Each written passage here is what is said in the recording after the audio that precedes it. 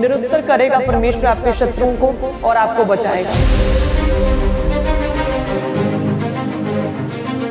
परमेश्वर का वचन तो कहता है कि दूसरी तरह के विश्वासी बनो, कि जब परीक्षा आए, जब दुख आए, तो अपने विश्वास को और मजबूत और पक्का करो।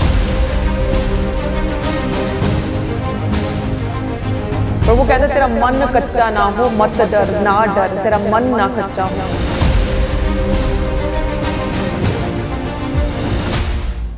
वचन कहता है ना कि अकाल के दिनों में इसहाक ने बोया और 100 गुना पाया।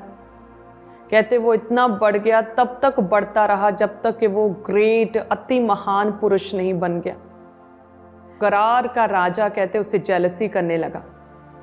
इतना बढ़ाया प्रभु ने, इतना बढ़ाएगा परमेश्वर आपको कि दूसरे लोग जो है वो ये सोचेंगे, सिर पर हाथ मारेंगे कि ये हुआ क्या, हम तो इसे नीचे धकेलना चाहते थे लेकिन ये बना क्या, ये कैसे ऊंचा हो गया। इसहाक के समय पर उस समय के राजा जो थे वो जेलसी करने लगे, राजाओं से भी बड़ा इसहाक हो गया।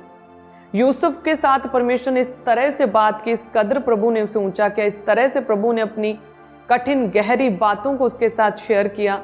उसे ही प्रभु ने चुन लिया सारे भाइयों में से, अपने हेवनली वेज को प्रभु ने उसके लिए ओपन किया, अपने दर्शनों को उसके साथ साझा किया, अपनी कठिन बातों को उसे बताया कि उसके भाई उसके साथ जेलसी करने लगे। हालेलुया। आप वो एक हैं जिन्हें परमेश्वर ऊंचा करेगा अपने घराने में, अपने आसपास के लोगों में। आप हैं वो जिन्हें परमेश्वर चुनेगा। जिस तरह से प्रभु ने सब भाइयों में से यूसुफ को चुन लिया और बाकी जेलसी करने लगे। आप ऊंचे किए जाएंगे, चाहे कोई जेलसी करे, आपसे ईर्ष्या करे, चाहे आपको कोई नीचा गिराना चाहे, लेकिन आप ऊंचे उठाए जाएंगे। प्रभु अपलिफ्ट करने वाला परमेश्वर है और प्रभु आपको ऊंचा करेगा। हालेलुया। कोई व्यक्ति, कोई शैतान, कोई शत्रु को चाहे जितना भी जोर लगा लें आपके लिए, लेकिन आपकी ओर जीविता परमेश्वर है, प्रभु यीशु मसीह। वो आपकी ओर है और वो आपके साथ है और आपको कभी भी गिरने नहीं देगा, आपको अपलिफ्ट करेगा। दुनिया आपको निराश कर सकती है, डिस्करेज कर सकती है।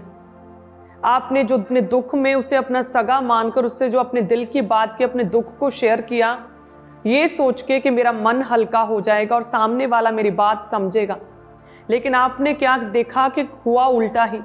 उस व्यक्ति ने आपकी बात तो सुनी, लेकिन साथ में कई गुना बढ़ा चढ़ा कर वो बात आगे शेयर की, आपके दुख को और बढ़ा दिया, आपको ताना दिया, आपको टोंट मारी, आपके दिल की बात को समझे नहीं।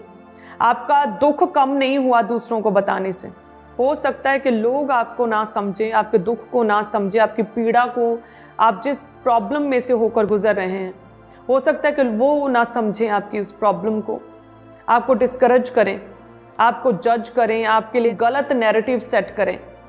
लेकिन जो परमेश्वर है ना, वो इतना महान परमेश्वर, ग्रेट परमेश्वर है कि जब आप उस परमेश्वर के करीब आते हैं, चाहे आप कितने भी बड़े पापी क्यों नहीं, कितने भी बड़े नछेड़ी क्यों नहीं, कितने भी पाप क्यों नहीं किए, कितने भी रोगी क्यों नहीं, जब आप परमेश्वर के सामने जाते हैं, अपने दुखों को, अपनी गाथा को परमेश्वर के सामने रखते हैं, अपने पापों को अंगीकार करते हैं, अपने पापों को उस परमेश्वर के सामने मान लेते हैं, तो वो परमेश्वर उस दुनिया की तरह नहीं है जो आपकी बातों को आगे फैलाए, जो आपके अंगीकार को, आपकी कन्फेशन को लोगों के सामने बताए। वो ऐसा परमेश्वर नहीं। वो परमेश्वर यूब के दोस्तों की तरह तो बिल्कुल नहीं है, जिन्होंने यूब को मिसजज किया, ब्लेम किया, उसे कई तरह की बातें सुनाई, उसे पापी कहा, उसे कहा कि तूने जरूर कोई पाप किया होगा, उसके दुख को समझा नहीं, उसे डिस्करेज किया, उसे और दुखी कर दिया और नीचे गिरा दिया। वो ऐसा परमेश्वर नहीं है। आइए देखते हैं यूब 4 अध्याय और उसके 8 में लिखा कि जो फर्स्ट फ्रेंड था एलिपज, वो कहता है देखने में तो जो पाप को जोतते हैं और दुख बोते हैं वही उसको काटते हैं। वो कहता है कि नहीं नहीं, जो तू कह रहा है ना कि मैंने कोई पाप नहीं किया, मैं निर्दोष हूँ, नहीं नहीं, तू ऐसे ही कह रहा है, ऐसा नहीं है। जो दुख बोते हैं ना, जो पाप को जोतते हैं वही उसे काटते हैं। ऐसा कैसे कि तूने किसी को दुख नहीं दिया, तूने कोई पाप नहीं किया, तूने जरूर कोई मिस्टेक की है, तूने जरूर कोई पाप किया है, इसीलिए तू इस कष्ट में है। और कहते उस फ्रेंड ने उसे तसल्ली नहीं दी बल्कि और निराश कर दिया। कहते फिर उसका दूसरा फ्रेंड बिलदद, वो उसके पास आया अय्यूब 8 अध्याय उसकी 20 में, और कहने लगा देख, परमेश्वर ना तो खरे मनुष्य को निकम्मा जानकर छोड़ देता है, ना बुराई करने वाले को संभालता है। ऐसा तो कहता है, दूसरा भी सेम कहता है कि ऐसा तो नहीं है कि परमेश्वर किसी खरे मनुष्य को इस तरह से असहाय ऐसी बुरी कंडीशन में छोड़ दे, और ना किसी बुराई करने वाले को प्रभु संभालता है। जो तू इस कष्ट में, इस पीड़ा में है ना अय्यूब, तूने जरूर कोई बुराई की है, जरूर तूने परमेश्वर की दृष्टि में बुराई की है। ऐसा नहीं हो सकता कि परमेश्वर किसी बुराई करने वाले को संभाल ले, और ऐसा नहीं हो सकता कि परमेश्वर किसी खरे मनुष्य को निकम्मा जानकर छोड़ दे। तुझे जो परमेश्वर ने छोड़ा, तूने जरूर कोई बुराई की। और कहते दूसरे फ्रेंड ने भी उसे पूरी तरह से निराश कर दिया, डिस्करेज कर दिया, उसे तसल्ली नहीं दी, उसका साथ नहीं दिया। फिर कहते कि उसके पास तीसरा दोस्त आता है, सोपर जिसका नाम था, और वो कहता है 11 उसकी 13 में कि यदि तू अपना मन शुद्ध करे और ईश्वर की ओर अपना हाथ फैलाए, और जो कोई अनर्थ काम तुझसे होता हो उसे दूर करे, अपने डेरों में कोई कुटिलता ना रहने दे, तब तो तू निश्चय अपना मुंह निष्कलंक दिखा सकेगा और तू स्थिर होकर कभी ना डरेगा। कहते हैं कि तीसरा भी सेम उसी तरह से कहता है कि तुझसे जरूर कोई ना कोई अनर्थ काम हुआ है, और तेरे डेरे में जो कुटिलता पाई जाती है, जरूर तू किसी ना किसी पाप में है, और तूने कोई ना कोई पाप किया है, तू परमेश्वर की दृष्टि में निकम्मा है, तू बुरा मनुष्य है, तूने कोई पाप किया, तेरा मन शुद्ध नहीं, तेरे मन में बैर भाव है, तेरे मन में बुराई बसी है। तो तू परमेश्वर से कहे, प्रभु के आगे तौबा कर, और प्रभु तुझे बचा लेगा, तू ना डरेगा। सो किस तरह से हमने देखा कि अय्यूब के तीनों फ्रेंड्स ने उसे मिसजज किया, उसे ब्लेम किया, उसे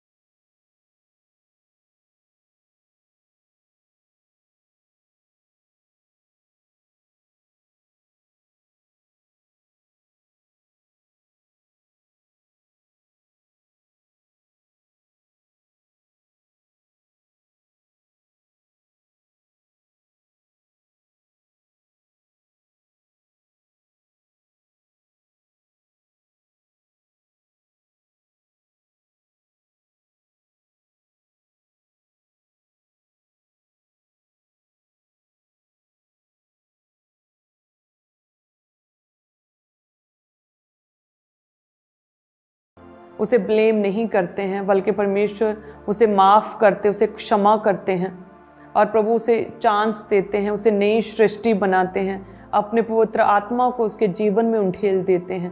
प्रभु जज नहीं करते, प्रभु नैरेटिव सेट नहीं करते आपके लिए, प्रभु आपकी बातों को फॉरवर्ड नहीं करते और लोगों में, प्रभु आपकी बातों को अपने तक रखता है, और प्रभु आपको फ्री करता है, आपको परमेश्वर बचाता है, आपके मन को नया करता है, आपको प्रभु चांस देता, आपको मौका देता, आपके जीवन में प्रभु अपनी योजनाओं को सिद्ध करता है। हालेलुया। प्रभु कहता है मैं भले चंगों के लिए थोड़ी आया हूँ, जो बहुत अच्छे हैं उनके लिए थोड़ी आया हूँ, मैं तो बीमारों के लिए आया हूँ, मैं तो पापियों के लिए आया हूँ, मैं तो कमज़ोरों के लिए आया हूँ, मैं तो निर्बलों के लिए आया हूँ, मैं तो कंगालों के लिए आया हूँ। हालेलुया। ऐसा परमेश्वर है। सो आज से अपनी प्रॉब्लम्स को, अपनी पीड़ाओं को परमेश्वर के आगे रखें। प्रभु आपको समझता है, परमेश्वर आपकी सुधि लेता है। प्रभु ने आपके सारे दुखों को, आपके सारे श्रापों को ऑलरेडी क्रूस पर ले लिया है। अब प्रभु बार बार क्रूस पर नहीं चढ़ेगा, हमें विश्वास करना है। एक ही बार जो प्रभु क्रूस पर चढ़े, उस क्रूस पर, उस बलिदान पर हमें विश्वास करना है कि यस, हमारे लिए प्रभु मारा गया, गाड़ा गया और तीसरे दिन जी उठा, और प्रभु ने अपना पवित्र आत्मा हम पर उठेला है, और वो पवित्र आत्मा हमारे जीवनों में वास करता है। वो पवित्र आत्मा हमें गाइड करता है, वो गहरी बातें हमें सिखाता। पवित्र आत्मा, प्रभु में आत्मा में बढ़ना हमें सिखाता है। हालेलुया। सो इस तरह से हमें प्रभु में आगे बढ़ना है। हमें अपनी दुखों, अपनी तकलीफ़ों में ना तो प्रभु को कंप्लेंट करना है, ना तो परमेश्वर के खिलाफ कुड़कुड़ाना है, और ना ज़रूरत है हमें अपनी प्रॉब्लम्स को लोगों के बीच में टेस्टिफाई करने की। हालेलुया। अपनी प्रॉब्लम्स को प्रभु के आगे रखें, और बस फिर प्रभु पर छोड़ दें, उसे आपका ध्यान है और वो संभाल लेगा। जैसे कहते हैं कि एक समय पर यहोशापात जो राजा था, उस पर कहते हैं कि कई राजाओं ने कहते उस पर चढ़ाई कर दी, और जब राजाओं ने उस पर चढ़ाई की तो वो कहते हैं कि परमेश्वर के आगे गया, उसने प्रार्थना करनी शुरू की, उसने प्रभु की दुहाई दी। वो उस समय जब उस पर चढ़ाई की राजाओं ने, शत्रुओं ने चढ़ाई की, तो उस समय वो डर गया। नेचुरली जब कोई भी चीज़ होती या आपको पता चलता है आपको ये प्रॉब्लम है, ये बीमारी, या आपके घर में कोई क्लेश है, कोई भी ऐसी विपत्ति आती है, एकदम से डर जाते हैं। ये नेचुरल बात है कि आप उस समय डर गए, लेकिन उसके बाद स्टेप क्या लिया? डरने के बाद क्या किया? क्या आप हाथ पर हाथ धर कर बैठ गए? क्या आप स्ट्रेस ले लिया? आप डिप्रेशन में चले गए, अपने आप को कमरे में बंद कर लिया? जो आपके घर में लड़ाई थी उसे क्या आपने और ज़्यादा बढ़ा लिया? क्या आपने उसे अपने मायके में शेयर किया, अपने फ्रेंड्स को वो उस लड़ाई के विषय में बताया? जो आपको प्रॉब्लम हो गई, क्या उसके विषय में आप इग्नोरेंट रहे? या फिर आपने परमेश्वर की दुहाई दी, या फिर अपनी प्रॉब्लम को प्रभु के आगे रखा?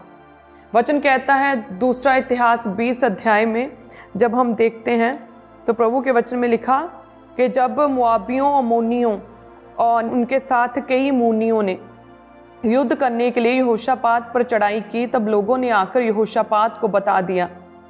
3 में लिखा कि तब यहोशापात डर गया और यहोवा की खोज में लग गया। वो डर तो गया, डरा, लेकिन क्या किया उसने? यहोवा की खोज में लग गया। कैसे खोजा? पूरे यहूदा में उपवास का प्रचार करवाया। अतः यहूदी यहोवा से सहायता मांगने के लिए इकट्ठे हुए, वरन वे यहूदा के सब नगरों से यहोवा से भेंट करने को आए।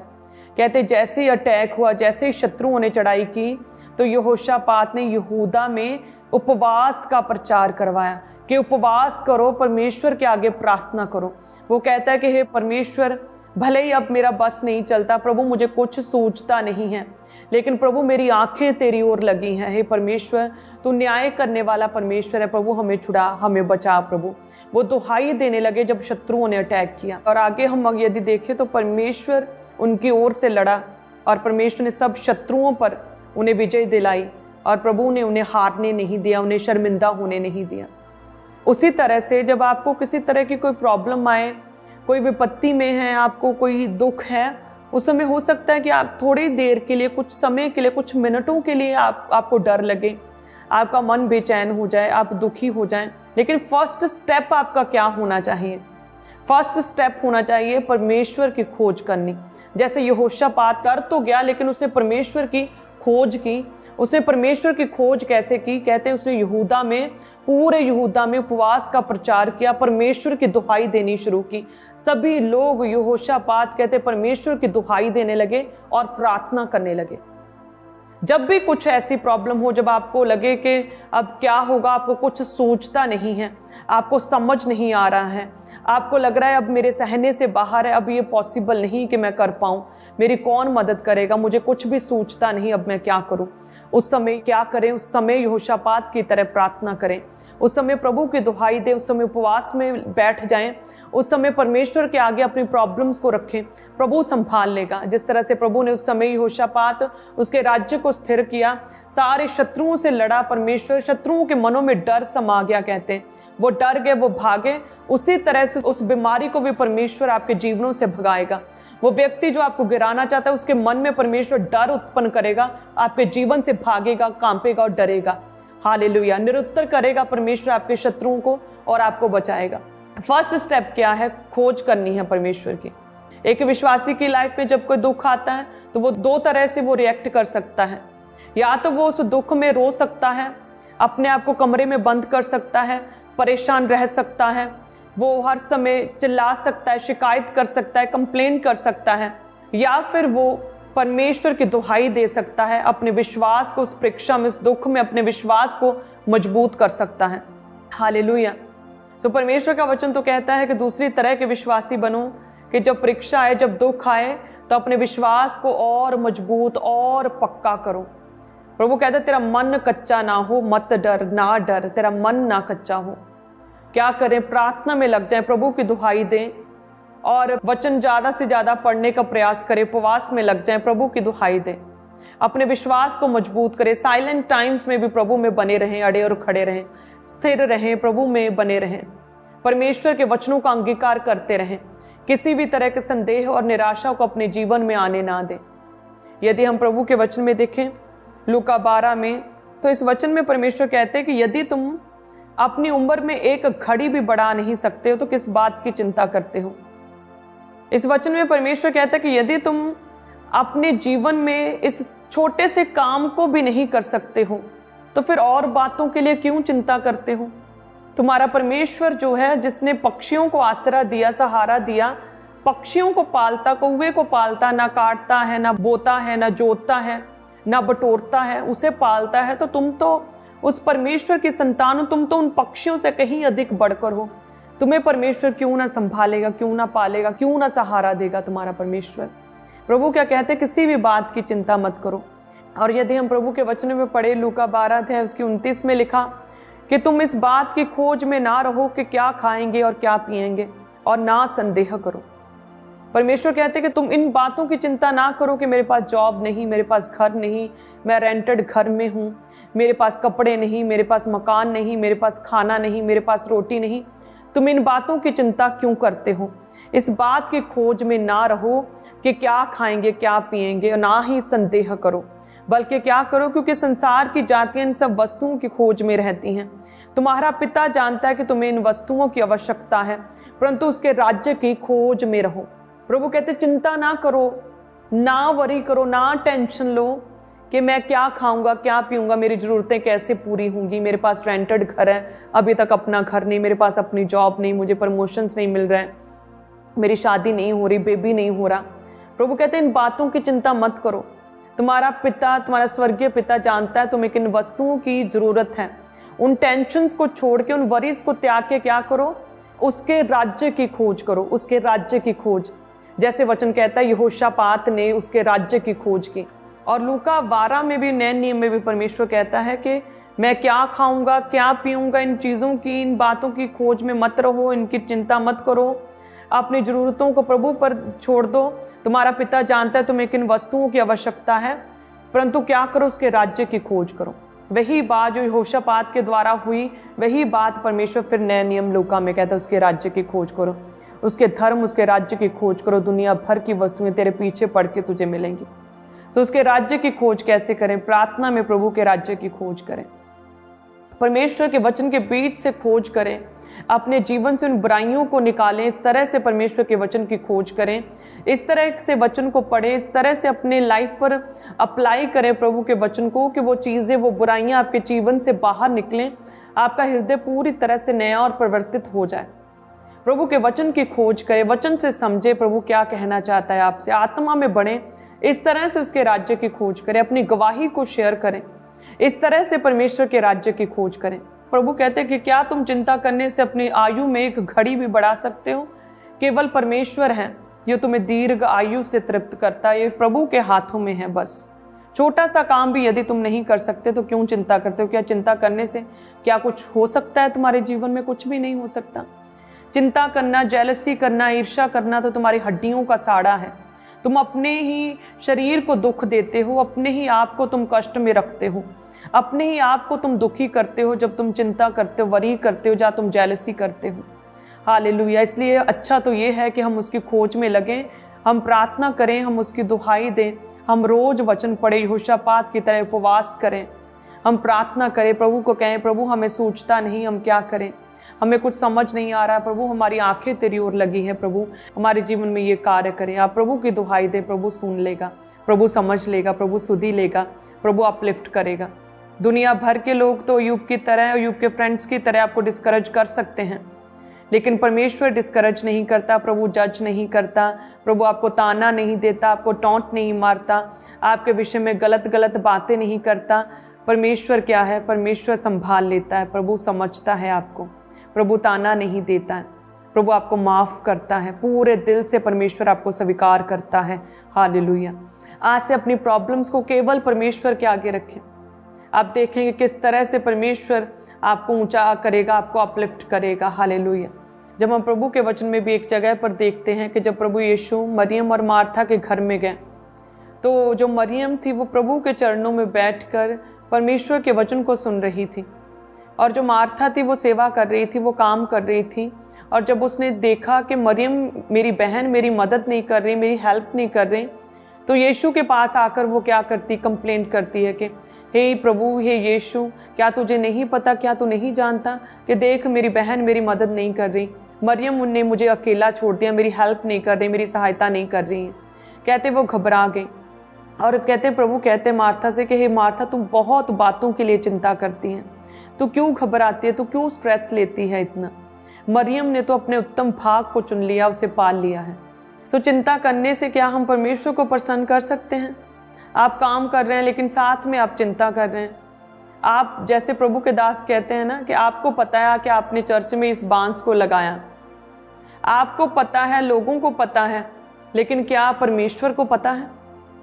मार्था सेवा कर रही थी, मार्था को पता था, लेकिन क्या परमेश्वर को पता था कि वो सेवा कर रही है? प्रभु कहते तू क्यों चिंता करती? पहले उसने चिंता की, उसके बाद उसने कंप्लेंट की, वो उसका मन घबराया, और देखिए प्रभु का उत्तम भाग परमेश्वर ने मरियम को दिया जो प्रभु के चरणों में बैठी थी। सो चिंता किसी भी तरह से परमेश्वर को प्रसन्न नहीं करती। चिंता करने से आप एक घड़ी भी अपनी आयु में बढ़ा नहीं सकते हैं। चिंता करने से आप अपने जीवन की परिस्थितियों को चेंज नहीं कर सकते हैं। तो क्या करें? आज से प्रभु के चरणों में बैठे मरियम की तरह प्रार्थना में ज़्यादा से ज़्यादा समय व्यतीत करें। परमेश्वर के आगे वचनों के द्वारा प्रभु को खोजें, उसके धर्म की, उसके राज्य की खोज करें। हालेलुया। अंगीकार करें कि आज से मैं कोई भी चिंता नहीं करूंगा, मैं टेंशन नहीं लूंगा, मैं स्ट्रेस नहीं लूंगा, मैं आज से आनंदित रहूंगा। लेकिन वचन कहता है कि क्या केवल चिंता छोड़ देने से सब कुछ हो जाएगा? कि हाँ, प्रभु कहता है कि चिंता मत करो, आज से मैं कोई चिंता नहीं करूंगा, काम बने या ना बने। और आप जी फोन पर लगे हुए हैं, घंटों फोन पर टाइम स्पेंड कर रहे हैं, प्रभु कहता है चिंता ना करो। प्रभु कहता है स्ट्रेस ना लो, चिंता ना लो। और मैं जी टीवी देख रहा हूँ, और अब रात रात भर आप टीवी देख रहे हैं, आप फिल्में देख रहे हैं, आप सिनेमा देख रहे हैं। प्रभु कहते हैं चिंता ना करो। और आप फ्रेंड्स के साथ बातें कर रहे हैं, आप बैठे हुए हैं प्रार्थना के समय पर, अपने काम के समय पर, अपनी जॉब के समय पर आप बातें कर रहे हैं। प्रभु कहते हैं चिंता ना करो, सारी चिंताएं मुझ पर डाल दो। ऐसा नहीं है, पूरे वचन को फॉलो करना पड़ेगा। प्रभु कहते हैं किसी भी बात की चिंता ना करो, और क्या करो? उसके धर्म, उसके राज्य की खोज भी करो। चिंता भी नहीं करनी आज से, और साथ में क्या करना है? प्रार्थना भी करनी है, साथ में वचन को पढ़ना है, ज़्यादा से ज़्यादा वचन पढ़ने का प्रयास करना है, वचन के बीच से प्रभु को खोजना भी है। इस तरह से परमेश्वर कहता है कि चिंता ना करो और उसकी खोज करो। सारी चिंताएं प्रभु को दे दो और प्रभु फिर संभालेगा। हालेलुया। आधे वचन को पूरा करने से कुछ नहीं होगा, पूरे वचन को पूरा करना होगा। कि आज से हम क्या? परमेश्वर के धर्म, उसके राज्य की खोज करेंगे, प्रार्थना करेंगे, वचन को पढ़ेंगे, उपवास रखेंगे, संगति करेंगे, अपने जीवन से बुराई को त्याग देंगे, अपने पापों को परमेश्वर के आगे मान लेंगे, और यीशु के नाम में हम मसीह में एक नई सृष्टि होंगे। पवित्र आत्मा से अपने आप को भरने देंगे और चिंता नहीं करेंगे। सो इस तरह से ये वचन आपके जीवन में पूरा होगा जब पूरे वचन को अपने जीवन में आप इम्प्लीमेंट करेंगे। हालेलुया। सो आज से परमेश्वर का धन्यवाद करें, प्रभु के नाम को महिमा दें, प्रार्थना करें लगातार, क्योंकि वचन कहता है कि प्रभु के सामने से आपकी कोई भी चीज़ छुपी नहीं है। प्रभु क्या कहते हैं कि मैं तेरा उठना बैठना जानता हूँ, तेरे विचारों को दूर ही से समझ लेता हूँ। सो ऐसा परमेश्वर है जो जिसने आपको आगे पीछे से घेर रखा है और अपना हाथ आप पर रखे रहता है। सो देखिए, जो परमेश्वर आपके साथ साथ रहता है, आपके विचारों को दूर ही से समझ लेता है, आपके मन की भावनाओं को जानता है, अलग अलग करके आपके इमोशंस को आर पार करके छेद सकता है, आपके चाल चलन को जानता है, आपके उठने को लेटने की भली भांति छानबीन करता है। वो परमेश्वर जिसने आपको आगे पीछे से कहते घेर रखा है, अपना दयावान हाथ आप पर रखे रहता है। सो अपनी सारी चिंताएं उस परमेश्वर पर डाल दें। हालेलुया। वो परमेश्वर आपको संभाल लेगा, उसे आपका ध्यान है। प्रभु कहता तुम पक्षियों से तो बढ़कर ही हो, तुम उस घास से तो बढ़कर ही हो, तुम उस सोसन के पेड़ से तो बढ़कर ही हो। प्रभु कहता फिर क्यों चिंता करते हो? मैं क्या खाऊंगा, क्या पीऊंगा, मैं क्या करूंगा, क्यों संदेह करते हो? उसकी खोज करें वचन से, रोज वचन पढ़ें, उपवास करें यहोशापात की तरह, प्रभु की दुहाई दें। हालेलुया। प्रभु आपको छुड़ा लेंगे, बचा लेंगे, प्रभु आपके साथ हैं। हालेलुया। प्रभु आपको ब्लेस करेंगे, प्रभु यीशु मसीह के नाम।